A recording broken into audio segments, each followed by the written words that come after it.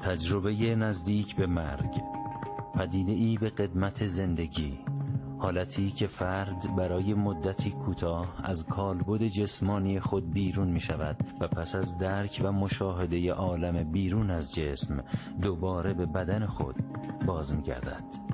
اینها مسافرانی هستند که از آن دنیا بازگشته و برای ما خبرها دارند، اما ما نمی پرسیم و آنها نمی گویند.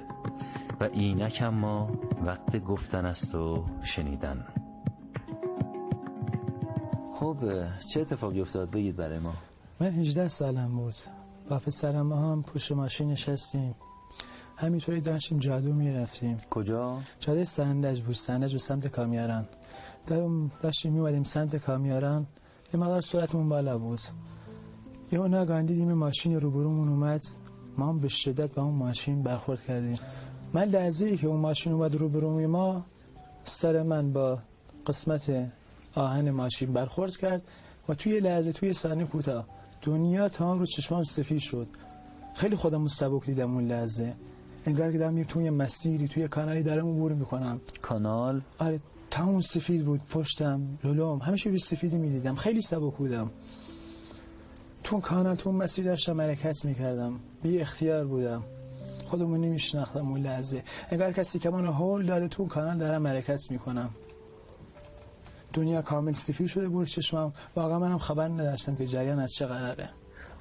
رو به جلو کشیده میشدید یا انگار از پشت هول داده میشدید؟ والا انگار که با سرعت از پشت منو دارن هول میدن، با سرعت زیاد دارم میام، من توی مسیری، توی کانالی با سرعت زیاد که تمام سفید بود دارم من میرم، ولی یه چیزی انگاری که منو داشت هول میداد. بعد یهویی به ذهنتون نرسید که من تو ماشین بودم، اینجا کجاست، یا اصلا ماشین رو فراموش کردید؟ والا اون لحظه اصلا ماشین خاطر نیومد، تعجب کردم، گفتم تو کجا هستم من، اصلا خودم نشناختم. به لحظه خیلی سبک شده بودم، میگم میخواستم مثل پرنده پرواز کنم، اصلا بی اختیار شده بودم، خیلی سبکبار شده بودم، داشتم پرواز میکردم، ولی هی یه چیزی منو هول میداد به جلو.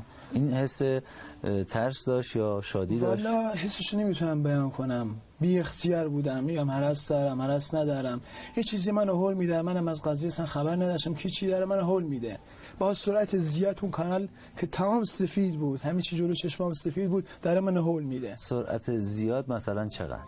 سرعت تونل چیزیه که بیشتر از من زمانشو درک نکردم، مکانشو درک نکردم، واقعا نه زمانو درک کردم نه مکانو درک کردم، فقط یه چیزی بود که با سرعت خیلی زیاد، نمیشه با سرعت ماشین توصیف کنی نه سرعت هواپیما توصیف کنی، چیزی بود، به اختیار بودم، یه چیزی انگاری که یه نیروی داره پشت منو هول میده، واقعا هر چی میخواستم وایسم نمیتونستم، منو هول میدن رو به جلو، بی اختیار. تون مسیر و تونل سفیدی بود که واقعا با چشمای خودم دیدم، تون داشت منو هول میدادن، من چیزی درک نمیکردم، خدایا من برام کجا میرم و نمیدونستم چه اتفاقی پیش اومده. سبکبال بودم، مثل پرنده‌ای که میخواد پرواز کنه، منتها با یه سرعت خیلی خیلی زیاد رو به یه مکان خیلی خیلی عظیم، منتها من این در کجا داشتم که من دارم به کجا میرم. چرا میگید یه مکان عظیم، یعنی چی؟ والا اون شرایطی که من توش قرار گرفتم که گفتم، عرض کردم، من نمیدونم زمانش کی بود، مکانش کی بود، یه لحظه همه چی رو چشمام سفید شد، به سفیدی تمام تبدیل شد، انگاری گفتم یه نفر داره منو هول میده تو اون مکان. من واقعا ندونستم اون مکان به چی میگن، مکان، زمانه، فقط یه حالت من تا اونجا شد در کردم، حالت تونل مانندی بود، کانال مانندی بود که یکی انگاری من انداخت تو اون تونل، تو اون کانال داره منو هول میده با سرعت، انگاری که یه چیزی به من دارن وصل میکنن که با سرعت حرکت کنم، ولی من هر چی سعی میکردم که خودمو توقف کنم، وایسم، نمیتونستم، دست خودم نبود، سعیم کردم، دلهوره داشتم ولی نمیتونستم، انگار که اون نیروی در منو هول میده، باید من برم. توی اون تونل بدن خودتون رو میدیدین، یعنی دست و پا و اینا؟ من فقط حالت خودمو درک میکردم، حالت خودمو داشتم که میدونستم خودمم رها شده بودم، مثل پرنده‌ای که از قفس رها بشه. من نه زمانی میشناختم با ساعت و مکان امروزی که میگیم ساعت فلان و مکان فلان، اصلا اون چیزی که من تجربه کردم درکی از ساعت و مکان و زمان توش نبود. واقعا آدم از خودش بی خود میشه، اختیار ازش گرفته میشه.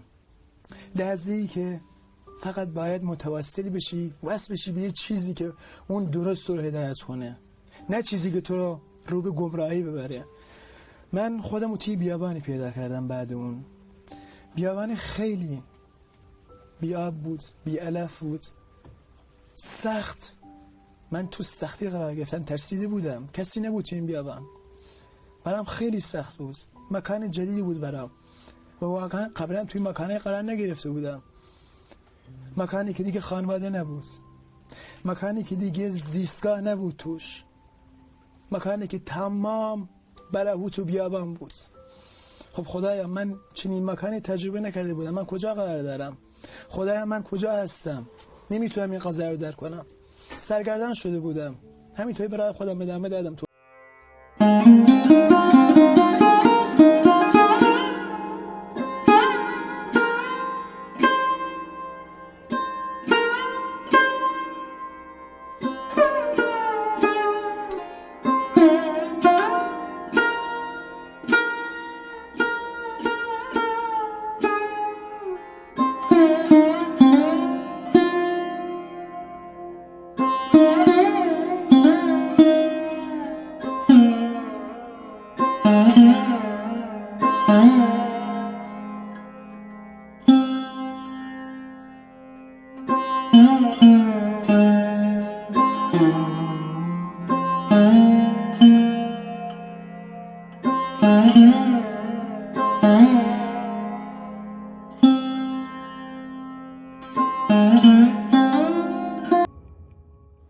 همونطوری که داشتم تو اون بیابان راه میرفتم که عرض کردم خیلی برام سخت بود، تجربه جدیدی بود برام که واقعا قبلا چنین تجربه نداشتم.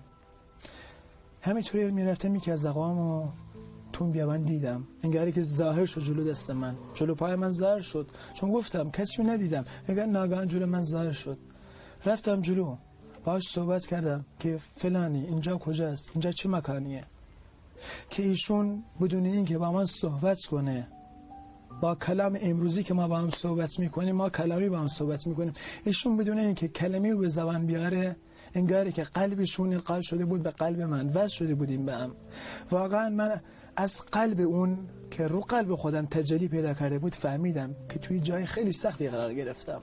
اون کی بود؟ اون کی بود؟ اون کسی که اینو ازش پرسیدید، سوال کردید؟ یکی از اقوام خودمون بود. یکی از اقوام خودمون بود. بله. که قبل من این جریان برام پیش بیاد از دنیا رفته بودن ایشون و من خیلی بحث و خوشحالی بود که تو اون بیابان بلهوت یه نفر دیدم که آشنا بود. واقعا با قلبمون داشتیم صحبت می‌کردیم، میگه وصل شده بودیم به هم. یعنی نه شما کلمه داشتید نه ایشون کلمه داشتن. بله، فقط چشم تو چشم هم، انگار که قلبمون داره صحبت میکنه. واقعا من اینو با خودم دیگه تجربه کردم این قضیه رو. قلبمون داشت با هم صحبت میکرد، یه سری قضایا رد و بدل شد، انگار که حکمت اونجا دستمون اومد، منو از سختی اونجا آگاه میکرد. ایشون خیلی از واقعیت رو تو قلب من گنجوند، انگار که فهمیدم دیگه من مردم، دیگه من تو این دنیا نیستم. دیگه بعد شنیدن این مسئله واقعا از خودم بیخود شدم. چیزی نیست کمکم باشه، چیزی نیست پشت بنام باشه. نمیدونم، خود بودم مونده بودم خودم فقط تو اون مکان سخت. که آیا چه چیزی میتونه به دردم برسه تو این مکان؟ آیا من به کی وصل بشم تو این مکان سخت؟ چه کسی میتونه منو نجات بده تو این مکان سخت؟ بعد از دیدن اقواممون، بعد لحظاتی که واقعا زمانش برای من نامفهومه، از پیششون جدا شدم. همینطوری گفتم برای خودم ادامه دادم، دیگه باور کرده بودم مردم. واقعا به یه بلنده‌ای رسیدم، بلنده‌ای که خانه‌های بسیار عظیمی توشون بودن. واقعا تو این دنیا من ندیده بودم مثل این خانه‌ها رو، مثل این خانه‌ها اصلا ندیده بودم. به حدی بزرگ بودن که قابل توصیف نیستند. بگم مثل خانه‌های امروزی واقعا نمیشه، چون خانه‌های امروزی مثل قطره تو دریا بود. خیلی بزرگ بود اون مکانی که من دیدم با چشم خودم.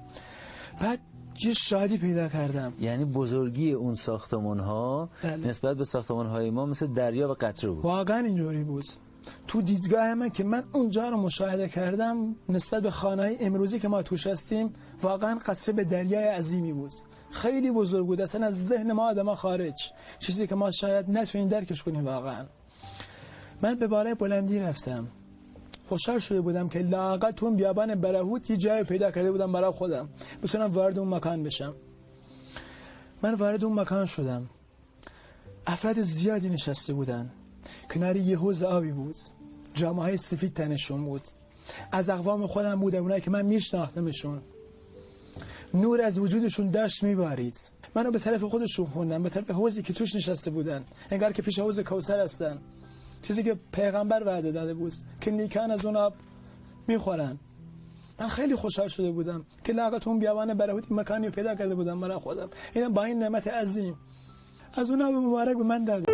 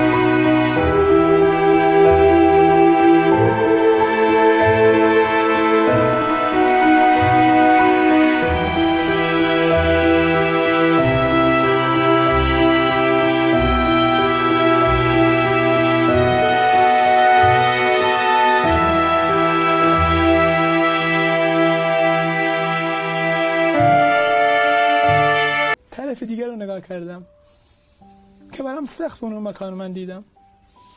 انگاری که مثل یه میله های، مثل یه زندانای زندان کشیدن. زندانای عظیمی بود، باریک، کوتاه. تو هر قسمت آدمایی توش اسیر بودن.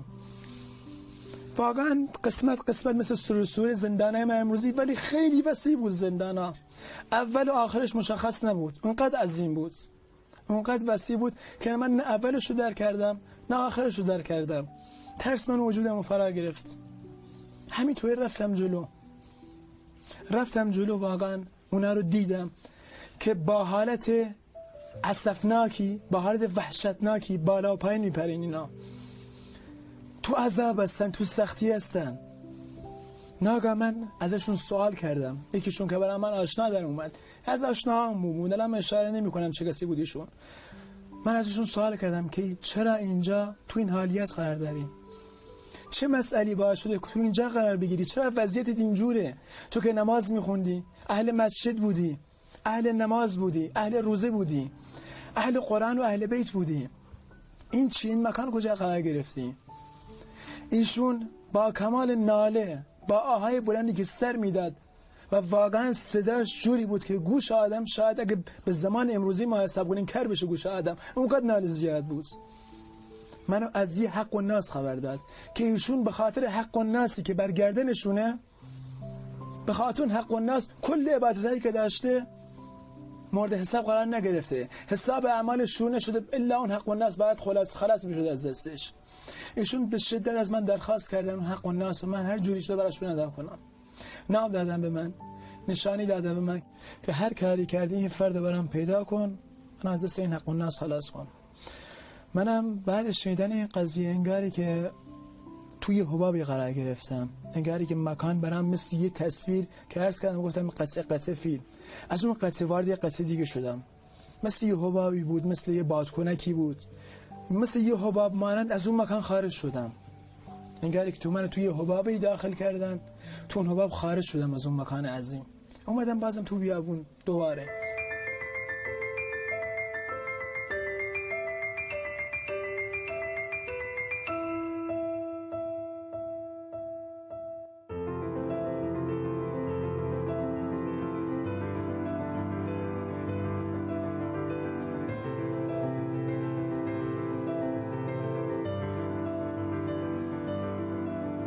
وارد این مکان دیگه شدم، به بیابان خودم باز کردم. اومدم تو بیابان، همینطوری تو بیابان داشتم بازم حرکت میکردم، برای خودم ادامه میدادم، میرفتم، سرگردان بودم. نه آقا، همینجوری از دور نگاه کردم یه زن خیلی به شدت نورانی، یه زنی که جمالش، کمالش، عطر وجودش هوش و از سر آدم می‌برد. چیزی که من با دیدنش دست و پام به لرزه افتاد. انگاری که من از قبل نسبت به این زن مقدس اطلاع دارم، انگاری که میشناسمش، انگاری که قلبم بهم خبر داده که ایشون این زن نورانی هستن. دوان رفتم پیشش، انگاری که اون منو میگفت بیا پیش من، بیا پیش من. من همین که این صحنه رو دیدم با اشتیاقی که نمیشه توصیفش کرد، نه شوق امروزی که آدم نسبت بتونه به شوق امروزی اینا رو توصیف کنه، با اشتیاق، با شادی، با لذتی که توصیف نمیشه، با اون همه چیزایی که من دیده بودم به سمت اون بانوی رو نورانی رفتم، رو به روش رفتم، نزدیک شدم. جمالش، کمالش، عظمتش به حدی بود که من بی اختیار به زمین افتادم، دست به ناله و زاری زدم، انگاری که از همه کس بریده شدم، توانی ندارم، به اون فرد پناه آوردم. همینجوری باش داشتم گریه میکردم، از احوال خودم براش گفتم که من چه مکانی قرار گرفتم، من کجا بودم، الان این مکان کسی نیست منو راهنمایی کنه، مکان سختی برای من، فشار رو منه، فشار داره برای من وارد میشه، تو منو راهنمایی کن تو این مکان. قربان وجود مبارکش برم. جامعه مبارکشون رو سر من افکندنیشون، جامعه به شدت نورانی، به شدت سفید، انگاری که من از خودم دوباره از خودم بی خود شدم و جامعه انداختن رو سر من. ندونستم چه اتفاقی افتاد، تو نوری مبارکی، تو نور عظیمی قرار گرفتم، دوباره اومدم بیرون از اون مکان، دوباره شبیه به همون نوری که ابتدا رفته بود، شبیه به نوری که ابتدا بود. آرامش عجیبی منو فرا گرفت و خودم هم اصرار داشتم که نرم از اون مکان. من اطلاعی نداشتم نسبت به اون مکان، نسبت به اون زمان، نسبت به اون فردی که من دیدم، وجه مبارک و نورانی شو. واقعا میگم کاش من تو همون لحظه میموندم، کاش تمام دنیا رو من میدادم، اون لحظه از من گرفته نمیشد. انگار که من مال اون دنیا فعلا نیستم، هنوز باید یه سری مسائل رو من پیاده بشه. انگار که یه تجربه عظیمه، تجربه که دل آدم میشکنه، تجربه که هر روز دل من پر خون میشه، تجربه که بعد من روزها ساعتها گریه کنم که چرا تو مکان و زمان قرار ندارم. با همون نور که داشت منو فشار میداد، منو هول میداد، از اون مکان خارج شدم. بعد لحظاتی من خودم تو بیمارستان دیدم، پدرم، مادرم، اقوامم، پزشکان انگار رو سرم بودن، همشون ابراز شادمانی و خوشحالی میکردن. من دختر دایی آقای باجلانی هستم. زمانی که ایشون تصادف کردن و به کما رفتن، همه ما به عیادت ایشون رفتیم و زمانی که از عیادت ایشون برگشتیم توی حیاط چند تا بچه گربه سفید رو دیدیم، رفتیم و بهشون شیر دادیم. زمانی که آقای باجلانی از کما اومدن و به ما گفتن شما به بچه گربه هایی که توی بیمارستان بودن شیر دادیم، من و همه کسایی که اونجا بودیم از شنیدن این حرف واقعا وحشت کردیم که چجور زمانی که آقای باجلانی تو کما بودن و دکترها ازش قطع امید کرده بودن این صحنه رو دیدن و الان اومدن.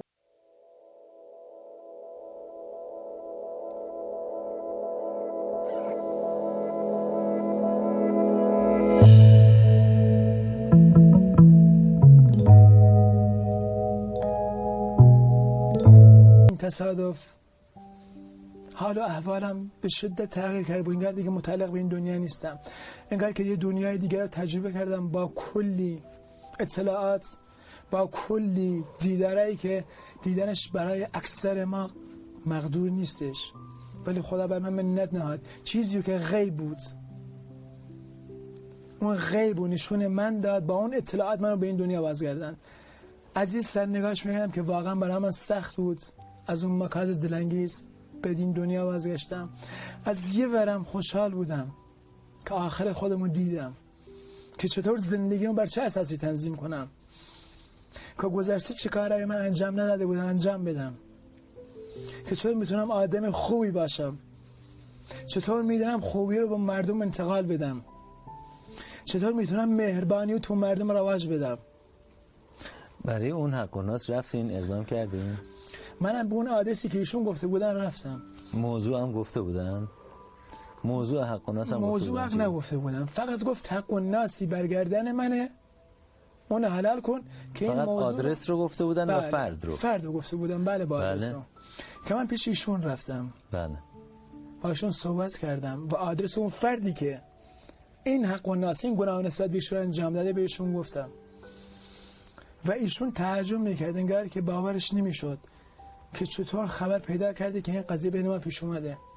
خودش میدونست این قضیه براش پیش اومده، این جریان، این حق و ناس اون برعهده و برگردن اون فرده، ولی تعجبش از این بود که من چطور از این قضیه خبر دارم. ایشون گفت که اون حق و ناس چی بوده؟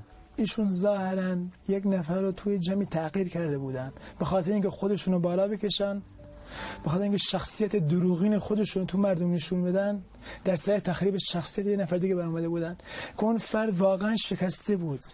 این قلبی که خدا با این قلب ما معامله میکنه، الاعمالمون نیت قلبیمونه، اعمال ما، قلب اون فرد مؤمن شکسته شده بود و چه چیزی گناه‌تر از این اعمال وجود داره؟ و به نظر من گناهی بالاتر از شکستن قلب یه مؤمن واقعا نمیتونه باشه. مؤمنی که خدا بهش بها میده، میگه من تو آسمان و زمین نمیتونه جایگاه من باشه ولی من تو دل مؤمن میتونم جای بگیرم. خدا به اون عظمت تو اون دل جای میگیره، ولی من نوعی بیام به خاطر بالا بردن خودم در صدد شکستن اون دل بنده خدا باشم و قطعا این عقاب داره، قطعا این ناراحتی به دنبال داره. اون حق و ناس این بود. بله.